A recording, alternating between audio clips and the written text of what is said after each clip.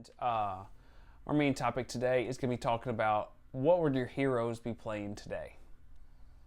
So we're talking about the heroes of yesteryear, or we're going to be talking about, the people we've lost. So if you're talking Jimmy, if you're talking Stevie Ray Vaughan, if you're talking, even Kurt Cobain and all those guys, what would they be playing today? Not necessarily specific gear, but kind of like what route would they be going today? Okay. So, or I guess we could even look at guys that are alive today, but if they were younger today, where would they be going? So, I was thinking about this the other day, and I sent you a funny little meme, and it was Jimi Hendrix.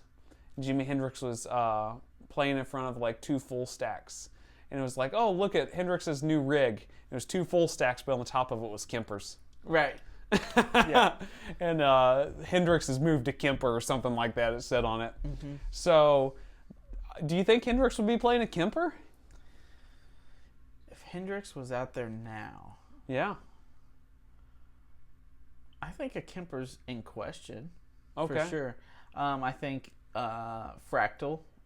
Any of those modelers, I think that's in question. I would hope that someone like Stevie Ray Vaughan, would still play his Fenders. Yeah. I would really hope that. I'm thinking about Randy Rhoads. He would use a modeler. Yeah, Randy Rhoads, that's a great one, yeah.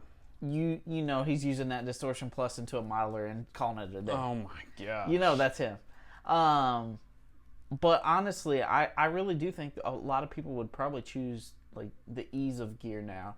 I think Hendrix probably would still rely on an amp just for like feedback and stuff. Yeah. He would not be the same player he was. No, he would have changed a lot, right? You can't, thinking about that, you obviously almost can't get their playing out of your head how they were then, but you know that they would be radically different. Right.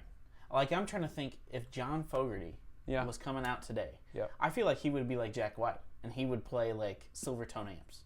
Like maybe so. Something that he just grabbed and plugged in, some PV amps. Maybe whatever was around, I don't know. I don't think you would see a whole lot of Marshalls. I really don't. No, I don't think you would see a lot of Marshalls either. I think that, thinking about some of those players you're talking about, Hendrix was always on the forefront. He was always pushing things to the limits, trying to get new sounds with gear, and making, something new or something unique out of something that seemed kind of normal. So, I think he would probably be trying everything new out there.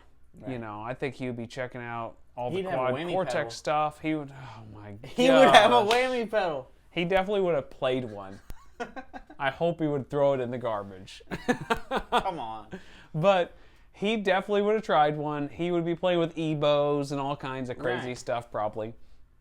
But I think he would definitely be pushing to the forefront. I think Stevie had enough. He was definitely unique and pushing in his time period. But I think he also had like a classic vibe to him. And I think maybe, he was playing, I guess there at the end he had that Dumble and he had Soldano. Soldano. And I guess that was kind of where he ended. So he was pushing a little bit different, but I kind of think that he would be in the lines of like Robin Ford and have like a Dumble that he was playing all the time and in love with, or some classic amps, because he wasn't pushing sounds in the same way Jimmy was.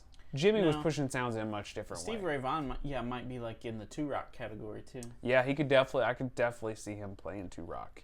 Having a sing instead of Joey Landreth 2-rock, it's a Jimmy or a Stevie Hendrix. Yeah, Stevie Ray Vaughan 2-rock. So, I don't know. There's a bunch of cool players. Randy Rhoads, he would definitely be using a modeler, I think. I think so. Yeah, you think about all these like hard rock players now. Almost everyone's using a Fractal.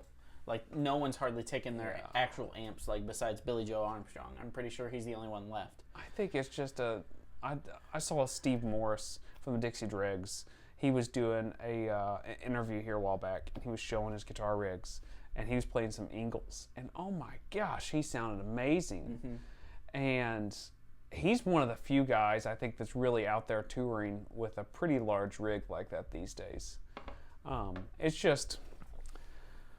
I don't know. I was thinking about it. I saw that funny meme and thought, what would our heroes be playing today? I think there's some of them that be pushing to the forefront, and then I think there's a few that be playing classics, and then I think there's some people that probably just wouldn't care and would just use whatever's, by them and convenient. I don't think Kurt Cobain is probably being too picky. Like, he's probably grabbing whatever's next to him to play. I would think so, but I mean, it goes without saying, like, had they had the stuff that we had now, they would not be the same players at all. No. Like, Hendrix would be a completely different player. Gosh. I think Randy Rhoads would be in the same category. Yeah.